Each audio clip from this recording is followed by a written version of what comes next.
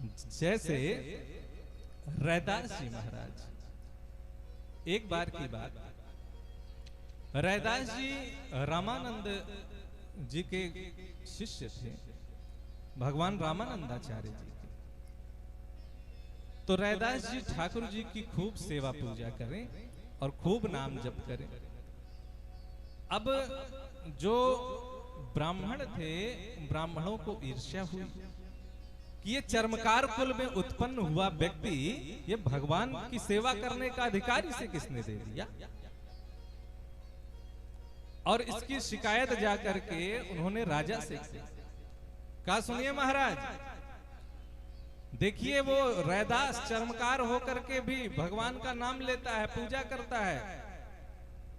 तो राजा भी वैष्णव थे, उन्होंने कहा भाई भगवान की भक्ति करने का अधिकार तो सबको है, जात पात पूछे नहीं कोई, हरि को भजे सो हरि का हो।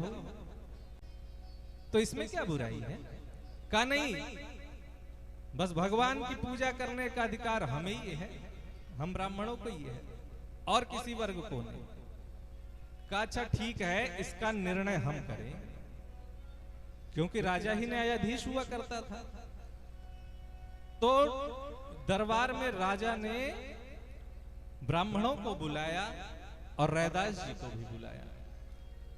राजा ने कहा कि बीच में ठाकुर जी रखे जाएंगे, भगवान की मूर्ति, एक तरफ ब्राह्मण खड़े होंगे, एक तरफ रैदास जी रहेंगे।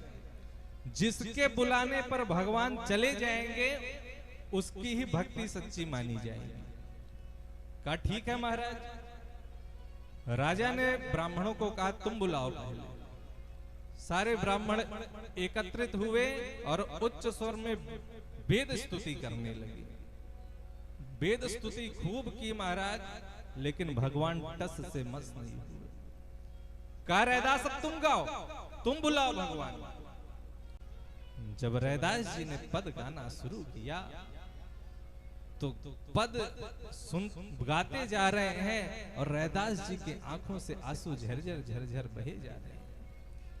ठाकुर जी से नहीं देखा गया और धीरे धीरे सरकते सरकते सरकते सरकते ठाकुर जी जाकर के रैदास जी की गोद में बैठ गए। देखकर पूरी सभा स्तब्ध। अरे ये तो चमत्कार हो गया, ये कैसे हो गया? किसी ने पूछ लिया क्यों महाराज, क्या वेद के मंत्रों में वो शक्ति नहीं थी क्या जो भगवान को बुला सकते?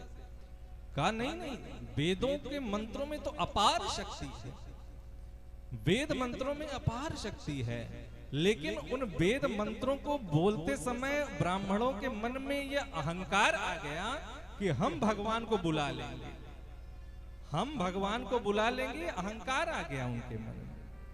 तो भगवान तो सिर्फ एक ही डोर में बंधते हैं, वो है प्रेम की डोर। हरि व्यापक सर्वत्र समाना, लेकिन प्रेम ते